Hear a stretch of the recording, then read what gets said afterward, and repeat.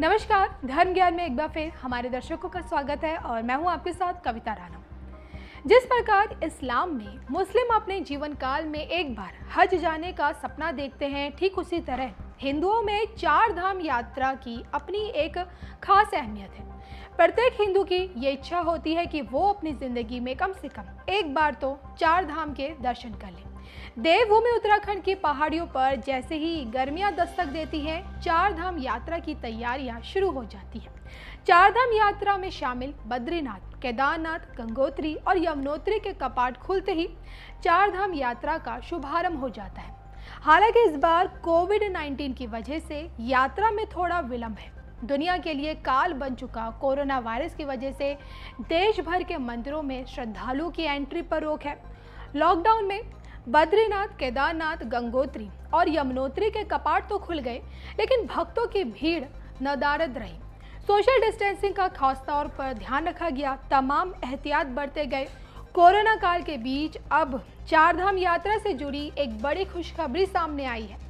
अब चार धाम की यात्रा करना और भी आसान होने वाला है। असल में चार धाम यात्रा में ऋषिकेश से चंबा कस्बे की ओर जाने वाले जिस रास्ते पर अक्सर जाम मिलता था, अब वो नहीं मिलने वाला है। ऐसा इसलिए क्योंकि ऋषिकेश धारसू रोड पर व्यस्त चंबा कस्बे के नीचे 440 मीटर लंबी सुरंग बनाने का काम अब पूरा हो चुका है, जिसकी जानकारी खुद देश के ट्रांसपोर्ट मिनिस्टर नितिन गडकरी ने दी।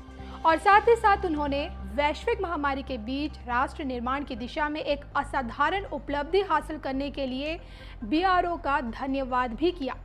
तकरीबन 88 करोड़ रुपए की लागत से बनी 6 किलोमीटर लंबी सड़क और 440 मीटर लंबी सुरंग का काम पिछले साल जनवरी के महीने में शुरू हुआ था, जो कि अब जाकर पूरी तरह कंप्लीट हो चुका है। और अब उम्मीद जताई जा रही है कि अक्टूबर के महीने में इस सुरंग को खोल दिया जाएगा, ताकि चार धाम की यात्रा करने वाले श्रद्धालुओं को किसी भी प्रकार की कोई परेशानी नहीं होगी।